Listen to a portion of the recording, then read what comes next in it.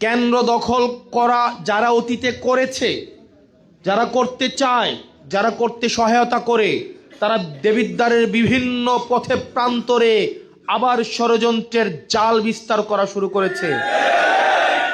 তাদের প্রতি আমাদের সচেতন থাকতে হবে। আমরা যতক্ষণ পর্যন্ত আমার উপরে বেইনসাফি করা হবে না, যতক্ষণ পর্যন্ত আমার নীতি স্পষ্ট, আপনি আমার বিরুদ্ধে ভোট দেন, আপনি যেন আমার বিরুদ্ধে ভোট দিতে পারেন সেই স্বাধীনতা নিশ্চিত করতে আমি কাজ করব। কিন্তু আপনি যদি ভোটাধিকার হরণ করতে আসেন, আপনি যদি কেন্দ্র দখল করতে আসেন, আপনাকে বিন্দু পরিমাণ ছাড় দেওয়া হবে না। প্রশাসন দিয়ে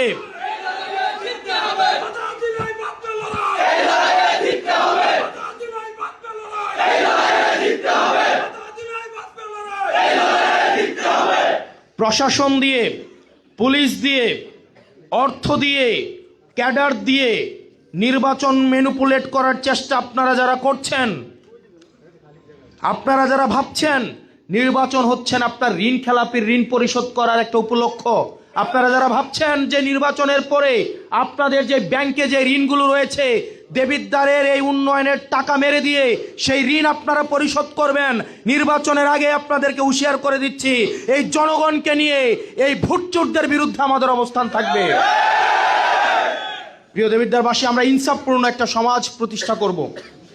আমি বিশ্বাস করতে চাই এইখানের প্রত্যেকটা মানুষ গত 14 মাস আমি আল্লাহকে সাক্ষী রেখে বলতে পারবো, এক কাপ চায়ের টাকাও আমি দুর্নীতি করি নাই। সারা বাংলাদেশকে সাক্ষী রেখে বলতে পারবো, একজন এসে আমার সামনে বলতে পারবে না কারো পকেট থেকে, কারো কোনো ব্যক্তি থেকে এক কাপ চায়ের টাকাও আমি দুর্নীতি করেছি।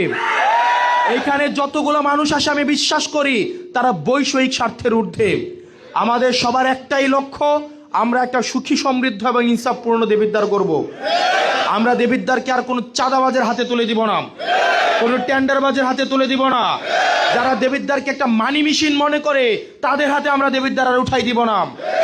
আমরা দেবিদ্বারকে শুধুমাত্র টেন্ডারের উপলক্ষ যারা মনে করে, যারা সরকারের পট পরিবর্তন হওয়ার পরে যাদেরকে গত 17 বছরে কোনো লড়াই সংগ্রামে দেখা যায় নাই, যাদেরকে কখনো কোনো মিছিলে দেখা যায় নাই, যারা বলে আওয়ামী লীগের সাথে আমাকে তাল মিলিয়ে চলতে হয়েছে, তাদের হাতে দেবিদ্বার তুলে দেওয়া হবে না।